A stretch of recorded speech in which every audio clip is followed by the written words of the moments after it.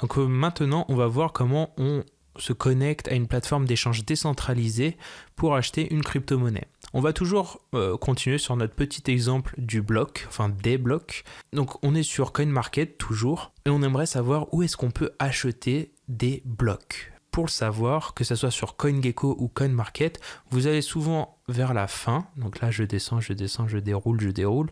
Et à la fin, voilà, ici, là où il y a marqué Bloctopia marché, vous voyez les DEX et les SEX, où vous pouvez vous procurer des blocs. Donc vous pouvez directement en acheter sur KuCoin, mais parfois ce n'est pas possible, il n'y a que des plateformes d'échange décentralisées. Et en l'occurrence, là, vous voyez qu'il y a PancakeSwap, QuickSwap, et il y a aussi SushiSwap.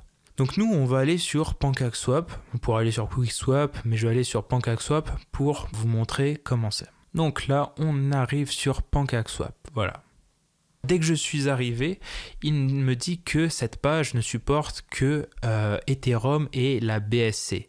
Or, il y a quelques minutes, j'étais connecté sur le réseau Polygon, comme vous vous en rappelez. Donc, en tout cas, si vous voulez acheter des blocs sur PancakeSwap, il faudra que vous rentriez l'adresse des blocs sur la BSC, sinon sur Polygon, ça passera pas. Vous ne pourrez pas en acheter sur ce DEX via le réseau Polygon. Si vous voulez en acheter sur le réseau Polygon, il faudra aller sur KuCoin. On va devoir switcher de network.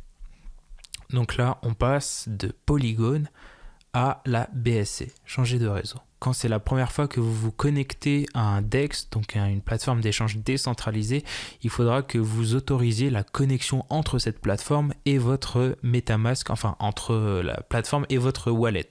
Voilà, on est sur le réseau BSC pour profiter de PancakeSwap. On voit que les réseaux tolérés sur PancakeSwap sont la BSC, le réseau Ethereum et le réseau Aptos. Attention au phishing, vous voyez en haut, il y a un petit message qui vous dit « Please make sure you're visiting pancakeswap.finance ». Il y a pas mal de sites de phishing par rapport aux plateformes d'échange décentralisées. Et comme vous l'avez vu, vous faites le lien entre la plateforme et votre portefeuille, c'est-à-dire que la plateforme a besoin de se connecter à votre portefeuille. Et donc si vous connectez votre portefeuille à un site phishing, celui-ci aura accès à votre mot de passe et pourra vous hacker. D'autant plus si vous ne possédez pas de hardware wallet. Voilà, petite piqûre de rappel au milieu de la vidéo par rapport au hardware wallet. Il faut savoir que PancakeSwap est assez similaire aux autres plateformes d'échange décentralisées comme SushiSwap, QuickSwap, Uniswap, Raydium, etc.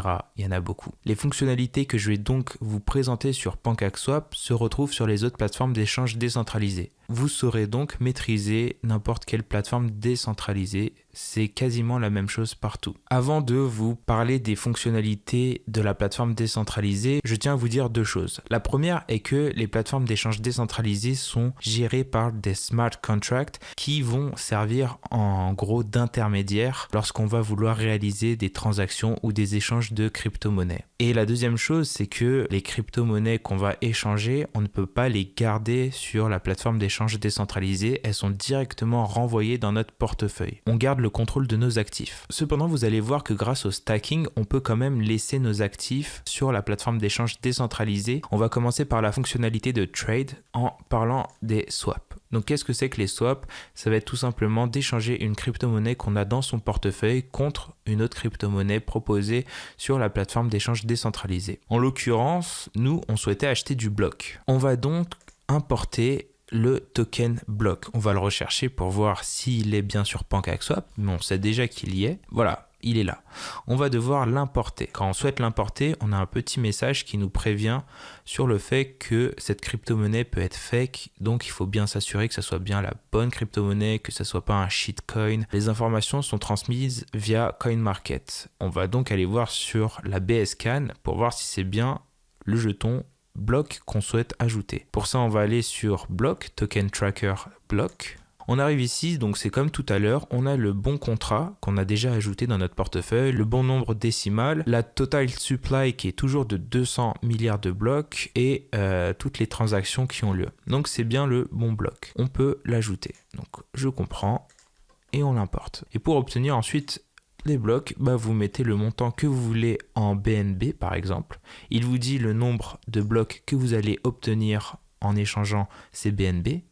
Bien sûr, il y a des frais de transaction qui ne sont pas très élevés. Comme vous pouvez le voir ici, dans cet exemple d'échange de BNB contre des cakes, c'est la crypto-monnaie de la plateforme PancakeSwap. Par exemple, lorsque on échange du BNB contre des cakes, il y a 0,25% de frais de trading. Une partie va être retournée dans des pools de liquidités qui seront redistribués sous forme de récompenses pour ceux qui stackent leurs actifs. Il y aura une partie qui sera envoyée à PancakeSwap, et ouais, faut bien rémunérer quand même la plateforme. Et il y a une autre partie infime aussi qui sera brûlée. Revenons à notre exemple d'échange de BNB contre des blocs ou autres crypto-monnaies qu'on a dans notre porte-monnaie contre des blocs. Je vous ai parlé des frais de transaction que vous aviez lorsque vous faisiez un échange, mais je vais aussi vous parler du slippage tolerance qui est grosso modo un effet de glissement parce que lorsque vous faites votre échange, c'est comme si vous passiez un ordre. C'est-à-dire que l'ordre que vous passez d'échange met quelques secondes à s'exécuter. Et vous le savez, le marché des crypto-monnaies est très volatile et lorsque vous passez un ordre, il se peut que le cours de la crypto que vous souhaitiez échanger ou recevoir évolue dans un sens ou dans un autre. Par exemple, si le cours du bloc qu'on souhaite acheter diminue, eh bien on recevra plus de blocs que ce qu'on avait demandé et ce qu'on nous avait annoncé initialement. Là, on nous disait qu'on allait en recevoir, par exemple, pour 20 BNB, 1 956 000 environ. Si son cours venait à diminuer lorsqu'on passe notre ordre, eh ben, on pourrait en gagner plus. Mais l'effet inverse est vrai aussi.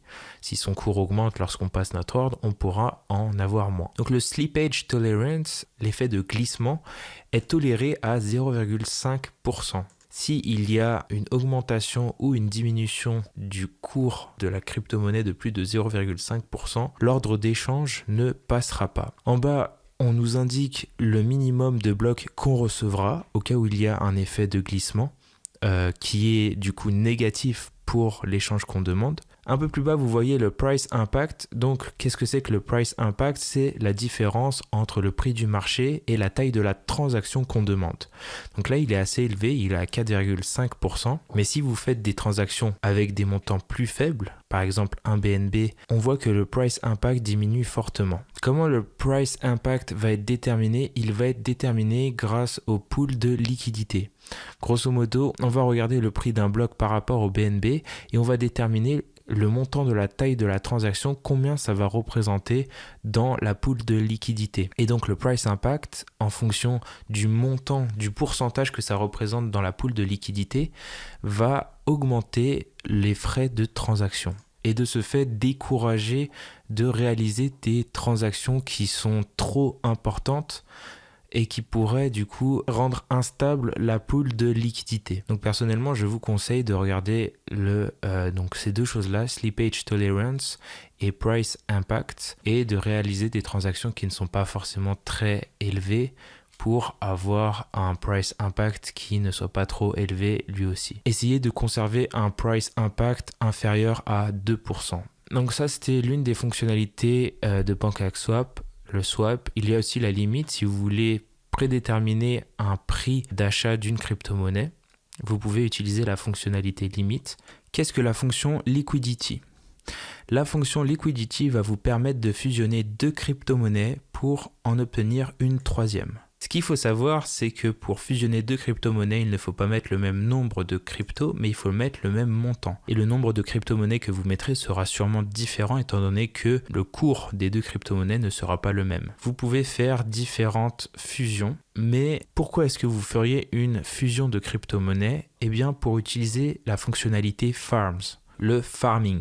Qu'est-ce que c'est que le farming? C'est justement votre couple de crypto-monnaies que vous avez décidé de fusionner, que vous allez mettre en stacking. Qu'est-ce que c'est que le stacking? C'est un peu comme de l'épargne. Vous allez laisser vos actifs, donc la paire que vous avez décidé de fusionner sur PancakeSwap, et le rendement que vous allez avoir, c'est l'APR. Donc c'est ce qu'il y a ici.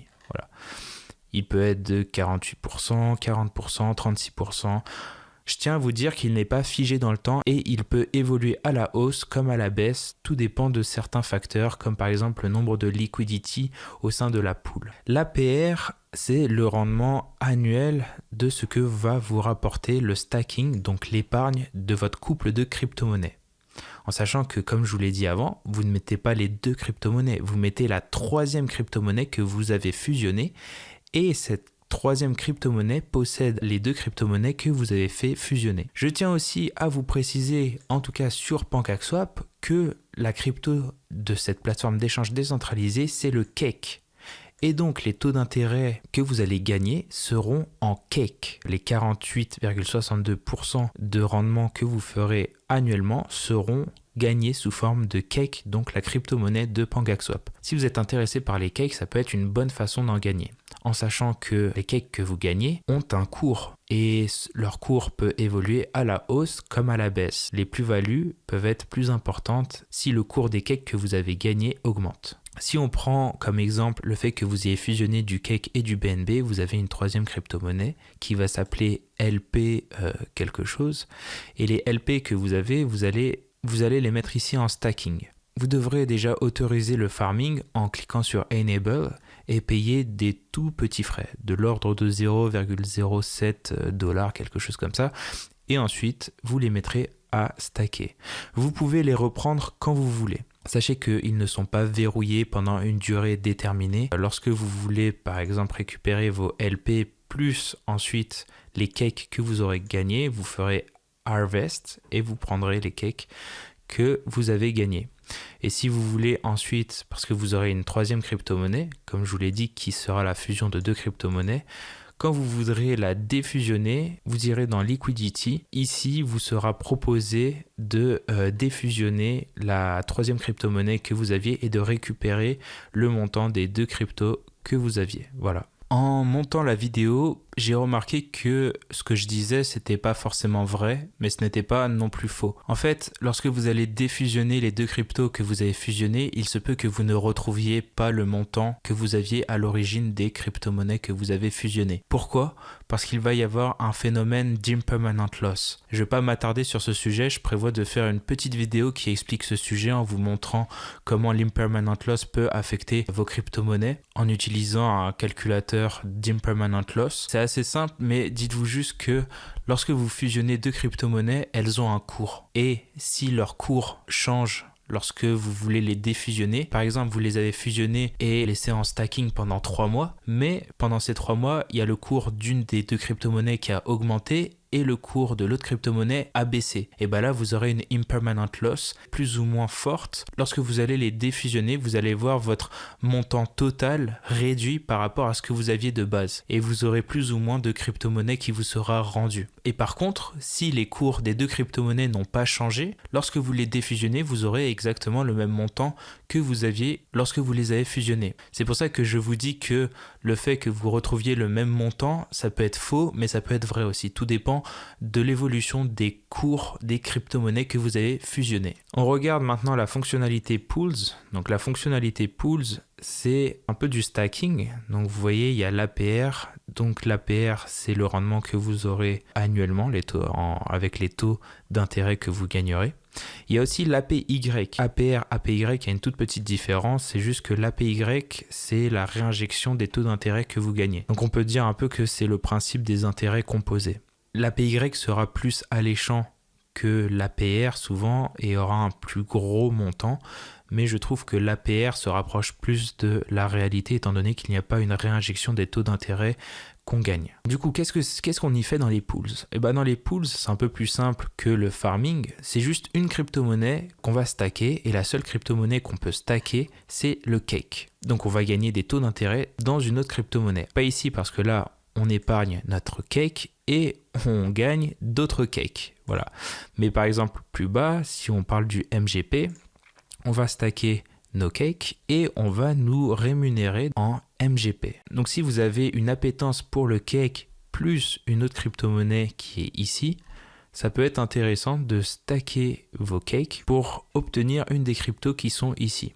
En sachant que l'APR, je vous l'ai déjà dit, mais il n'est pas figé, il peut évoluer à la hausse ou à la baisse. Le stacking ici n'est pas verrouillé, c'est-à-dire qu'à tout moment, vous pouvez reprendre la crypto-monnaie, donc le cake en l'occurrence, que vous avez stacké. Voilà, j'ai à peu près fait le tour de la plateforme d'échange décentralisée PancakeSwap. Je ne vais pas vous parler des fonctionnalités de Win et des NFT parce que je ne les utilise pas, donc je n'ai pas les connaissances pour vous en parler.